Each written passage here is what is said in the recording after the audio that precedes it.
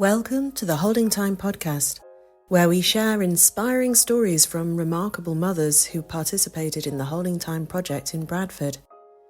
Each episode, we explore their unique breastfeeding stories, the highs, the lows, the challenges and the triumphs. Whether you're expecting, a new parent, or simply curious, we invite you to hear from these resilient warrior women as they share their experiences. Find out more at holdingtime.org. My name is Aamta. I'm based in Bradford and I'm an artist and producer. I have been for around 8 years now. And my child is currently 3 years old. She just turned 3 in May. The last time I breastfed was about a year and a half ago, I think. Yeah, year and a half, 2 years ago. And my breastfeeding journey was from the birth of my first child from the 12th of May 2021 until she was around 7 to 8 months. Did you anticipate breastfeeding? What did you know about it beforehand?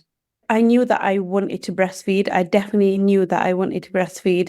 And I knew that it was the better option for my child because I did a lot of reading and educated myself around the benefits of breastfeeding.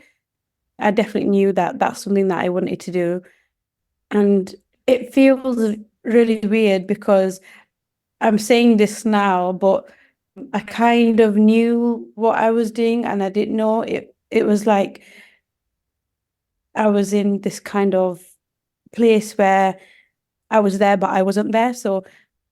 And it was really difficult because of various different things. So like my child being tongue-tied or my breasts hurting really bad from lactation or being filled too much or kind of producing too much milk and them ripping and bleeding and those kind of things. So yeah, it was quite difficult for me. And I was in the midst of perinatal depression and postnatal depression as well. So that's why I have a feeling of like I didn't really know what was going on. Did you have support for breastfeeding, like after the birth, for example? When she was born, I had an emergency C-section and I only spent one day in the hospital after my surgery. And there was only one nurse that helped me kind of lactate and collect my colostrum. Apart from that, I didn't have no help. I went to the doctor, I went to the GPs, and I tried to contact local charities or like doula services or breastfeeding organizations.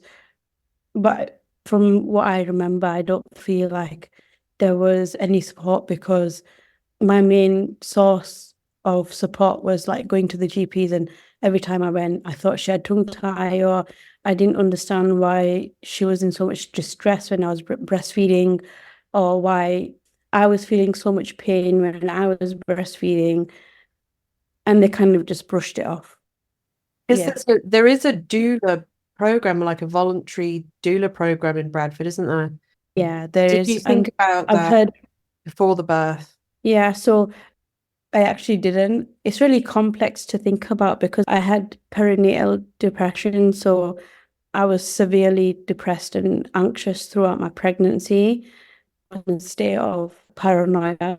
And I just wanted to protect my baby. So it's really strange to talk about. That's how I felt. And in hindsight, I should have reached out to them, but I didn't because I was really anxious and paranoid. And I just wanted to really protect my child, even though she wasn't born yet. You could say that it also is the job of the professionals around you to encourage you to reach out or to reach out for you or to support you in reaching out.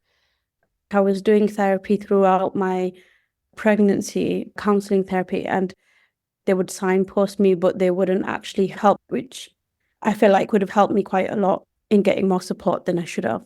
Yeah. Yeah, I mean, I suppose the thing is, it's the resources are so limited that everybody does what they can. And sometimes with someone who is really, you were obviously really vulnerable at that moment, a lot more could have been done perhaps to help you making those decisions. It's really tricky. I mean, I look back and think I wish I'd had a doula if I was to have another child. And what do you think? Would you Yeah. have a doula next time? Yeah, I would definitely have a doula. I think it's really good to have someone there that can support you through your pregnancy. That's someone who's not your family member. It's quite hard pregnancy and post-pregnancy to share certain feelings or certain thoughts with family members because they won't understand. I don't think they would understand.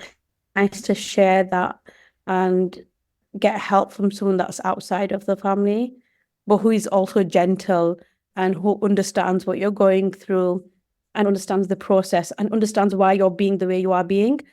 Because in pregnancy and after pregnancy, you become like this woman that just wants to protect the child, and you just become someone that is different because that's your nature as a mother, right? It would be nice to have someone that would understand why I'm acting a certain way or saying certain things or doing certain things. But yeah, I would definitely have a doula. I was quite alone. I was in my breastfeeding and my pregnancy journey. I was quite alone. Like I didn't have any help apart from my husband.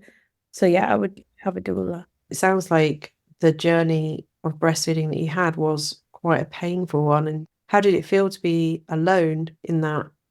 It felt sad. It was sad. Yeah, it was sad, and um it was not nice. It felt like I needed my mother to help me mother, but I didn't have that.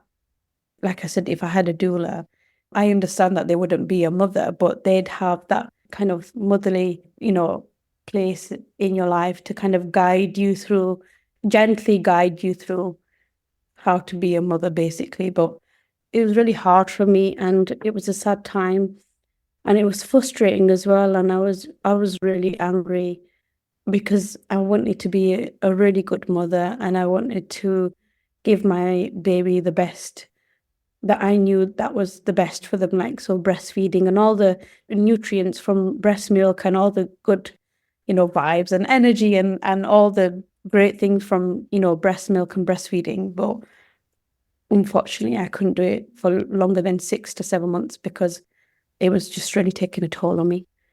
6 to 7 months is a long time, Aamta. I mean, it's at Yeah, least I've got times some longer friends. than most women. I know a lot of people. I've got a friend who's super, super strong. She's such a strong lady. And she's breastfed for about 4 years, like back to back. And she's still breastfeeding. Her third child shares the same birthday as my child. And then she's gone to have another baby as well. And she's breastfeeding both of them at the same time. And I just think, oh my God, I wish I could have done that. And I'm super happy for her, but like, yeah, I know 6 to 7 months is a long time, but it's just, yeah. Is her heritage Pakistani like yours? British Pakistani? No. No, she's British, white, working class. Yeah. It's nice to hear that there are these beacons, uh, Yeah. and that women are going after what they want to do and getting on with it. She's super like liberal in the way that she's so proud of it. Like she openly posts pictures of her breastfeeding her children, and it's just so beautiful to see because it's just like she's without her knowing, she's kind of breaking those boundaries. Like she's just kind of being like, yeah, my babies are having lunch. Like she's breaking down those barriers of like sexualizing breastfeeding and all those kind of things. So, and I absolutely like love that for her, and I commend her for it because it takes a lot of guts to be able to do that. Not everyone can do that. I feel like I started this project because I felt it was unfair that women were having to do that. And there are some women who are able to do it, but it takes such courage and such fortitude and certainty. Yeah. Because you get so many messages saying, "Are you still breastfeeding?" Yeah. Or some person on the internet is like, oh, put them away. That's disgusting. Like, it's just like, well, no, because my child is having breakfast or lunch, dinner. Yeah. So Good for her. did you know her in those early days post natally? Is she a friend that you knew? Yeah, we shared our pregnancy together. So she was kind of like my online kind of friend that we would kind of message each other every day because we got pregnant around about the same time, and she announced her pregnancy first on like online on Facebook, I think. And I messaged her saying, "Oh my God, I'm pregnant too, but I haven't told anyone." And we kind of went through similar things, like we both had perinatal depression, and we were kind of there for each other. And it was really weird, like thinking about it now. We like message every day, and she'd be like, "Oh yeah, baby's kicked today. What are you having?" "I'm having a girl." "Oh my God, I'm having a girl too." We both had C-sections, emergency C-sections. And yeah, she was a bit like my support because she gave me a lot of advice because she wasn't a first-time mother. So she gave me a lot of advice with kind of what ointments to use or medications to kind of alleviate pain, like salt baths and the nipple creams or the nipple shields and all that kind of stuff. Oh my God, it's bringing back so much memories. Yeah. I'm Yeah. happy to hear that you had someone like that. I'm happy to hear that you weren't, that although you were quite alone, because I'm realizing Maya's birthday was in May, so Maya is a lockdown baby. Yeah. So Mine. that is quite a big thing, isn't it? You were in that cohort of the first lockdown that gave birth at that time. Yeah, I was like towards the end of the last lockdown. So I was so scared and anxious to be giving birth alone because it was at that time where no one could go with you to the hospital or be there to kind of help you through your birth. And literally 2 days before I had my girl, the ban was lifted where you could have one birthing partner with you. I was so relieved that I could have someone there to help me through that, even if it was just one person. And I just needed one person, which is my husband, that was going through my whole pregnancy with me. I think the reasons why, like when I was saying previously, like I was so anxious and paranoid through my pregnancy was because of COVID. And when I was pregnant, COVID was still a big thing then. Like they weren't sure on how it would affect unborn babies or mothers and things like that. So I think that's what took a big toll on me and my mental health as well. And my paranoia. I was just Yeah. so paranoid. Well, it was a paranoid Um, time, wasn't it? And it was hard for everybody to hold some sort of reality intact. But if your reality is shifting because you're pregnant and you're going through this transformation at the same time, I can imagine that's a real challenge to remain a solid sense of the world and yourself when so much around you is in this crazy flux. I mean, we held on, didn't we, in those years to each other and to what we knew because so much was different. Everything was different, wasn't it? And so, when I was pregnant, like I had so many complications, like that I think that's what added to my paranoia as well. And also my husband, he's got MS, so multiple sclerosis, and he was furloughed and I wasn't furloughed, but I was off sick for the whole duration of my pregnancy because I had that many complications. I felt like I was nesting, when you're pregnant and you nest. I was nesting the whole 9 months. That's how I felt. And because I wanted to protect my husband and my child and myself. And I was wow. just like, ugh. Yeah. I didn't know your husband had MS. Have you ever told me that? I don't think I have. He got diagnosed when he was just before we got married. So he was 18 and we got married when he was 19. And we were both 19 when we got married, but I just turned 20. But he got diagnosed a year before we got married. So 18. He's had it for a very long time. And so he Yeah. would be in the group of people that's clinically vulnerable in that whole 2020 period. Yeah. And then you gave birth in May 2021. Maybe things Yeah. were lifting, but still, that's very tense time.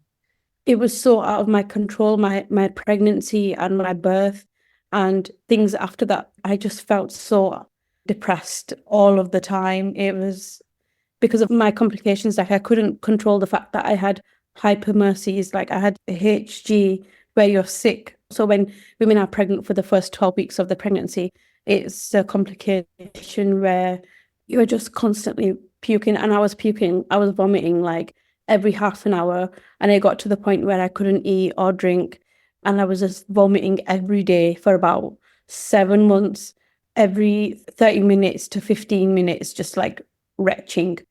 It was really bad. It was to the point where my teeth became loose, and oh, it was horrible. But yeah. Charlotte Bronte died of that, you know. It's Oh, euphemistically wow. called morning sickness, but it's way, way, way beyond anything that you might describe as being based in the morning or just sickness. It's much more like a kind of, yeah, I mean, it's a life-threatening illness when it's that serious. Back then, anyway. Yeah. People can die from HG if it's not properly kind of looked into. Like, you can die from dehydration. And it actually traumatized me so much that I don't have another child because I'm so scared. Because once you get it, like, it's more likely that you're gonna have it again. And I'm just so scared.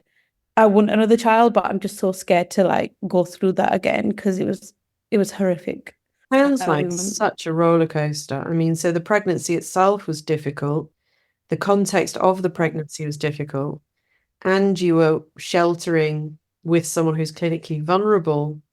And then, you know, not knowing if you're going to have a birth partner. I can really, it sort of that context just, it's like a logical, it's almost just a very rational response is to become depressed because there's so much that is so triggering in that. yeah. And in terms of breastfeeding, then that also sounds like that was extremely challenging. Was there any upside to it that helped you at all? Or was it just more incredible challenge? How do you think about it when you look back now in terms of those 6, 7 months? It was a really great thing to connect with my child. It was really liberating, and it was a great feeling knowing that I'm providing my child with something that they depend on, and that I'm connecting with them, that I've got that 10 to 15 minutes to kind of just, they're just with me, they're connecting with me. Yeah, and I love that. I love that time. But it was painful, like during the feed, that sometimes the way that she'd latch onto me and like bite my nipples and stuff, and that was really painful. With even though she had little gums, it was still really painful because there was ripping, there was bleeding, it was sore, and all them kind of things. I almost got mastitis as well. Like, it was like getting blocked constantly. It was just, yeah, salt baths. Looking back at it, I would say that I'm really grateful for having that time to connect with my child, to be able to just hold her close. Yeah. If you had to advise someone, I mean, sure you do advise new mothers, but like, how do you phrase it? Like, if they ask you about the experience of motherhood, you know, what would you say in terms of like advice to new mothers? When someone asks me how it is being a mother, or being pregnant, or going through birth, having a C-section or breastfeeding, I always tell them that motherhood is not easy. It's not easy at all. I try not to tell them my experiences because I don't want them to have that preconceived thing in their head where I'm going to be expecting this. You know, I kind of just offer them a listening ear, and I offer them a shoulder to cry on, or someone that needs to give them a hug. I don't give them unsolicited advice. I say, I understand how hard it can be, and I promise you, if you ever come to me, there's not going to be any judgment. There's no pressure to come to me and tell me things, but if you ever need me, I will be there for you 100%. And I understand, 100% understand how it feels to be in your own head and to just want to kind of talk to someone. And I know how it feels when you feel like no one else understands you. And I will be that person for you. I Yeah. always say that to anyone who is my friends or family. because essentially that's what they need. That's what mothers need. Mothers need that emotional support. They need to connect. Even when you're pregnant, after pregnancy, you need to connect with someone who will just listen to you, and understand you and just be there for you 100%. Oh, that's just lovely. Thank you for that. It's really lovely to talk to you about it. Because obviously we've talked so many times, and I'm sure the first time we talked, we did talk about your early experience, but hearing you talk about it now is really wonderful, because I'm sensing that you've moved on since I last saw you. There's something in you that's more clear and constructed than last time I saw you. You feel really solid. Do you think, are you still, what happened with the antidepressants? Are you off them, or are you back on them, or? I've reduced them. Yeah. I started my medication straight after I stopped breastfeeding. So like 6 months into postpartum, I started my medication because I was even paranoid what it would do to my child if I was taking medication and breastfeeding as well.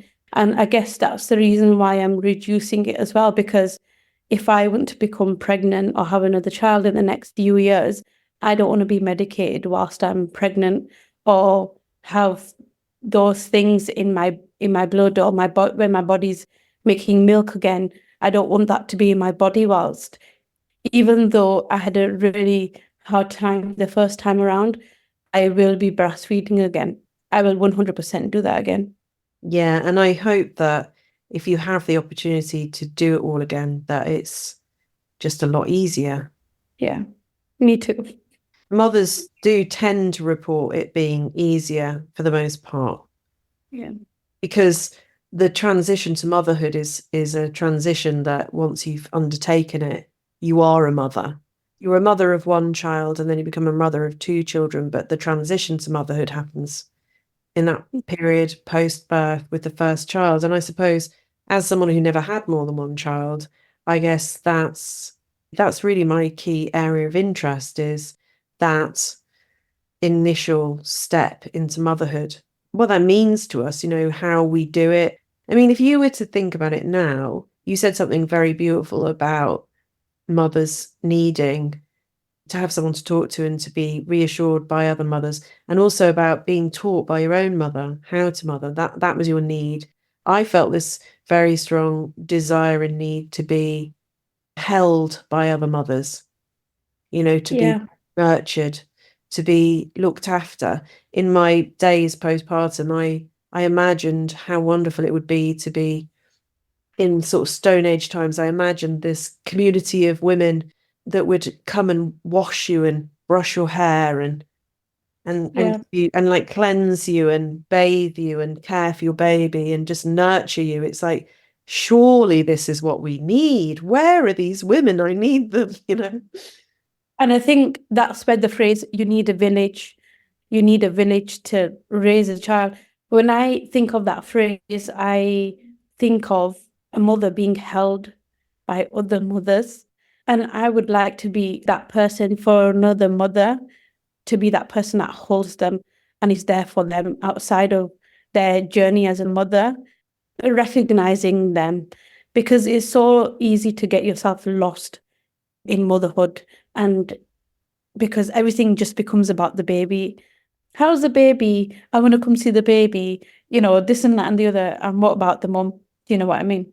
That's why I always make sure that if a friend has a child, or one of my family members, has a child, instead of bringing a gift for the child, I'll bring a gift for the mother. So I'll be like, here's a face mask, here's, a bar of chocolate, here's a gift receipt for a spa day or something. So I'll always give a gift to the mother rather than the baby, because it's the mother that needs to be sustained and be happy to be able for that child to thrive and be alive, and for the mother to be able to look after that child. The mother has to be looked after. 100%. I mean, I think it's such a huge kind of mistake, that whole thing of like everybody focusing on the baby. You only need to focus on the mother, and the baby will be looked after.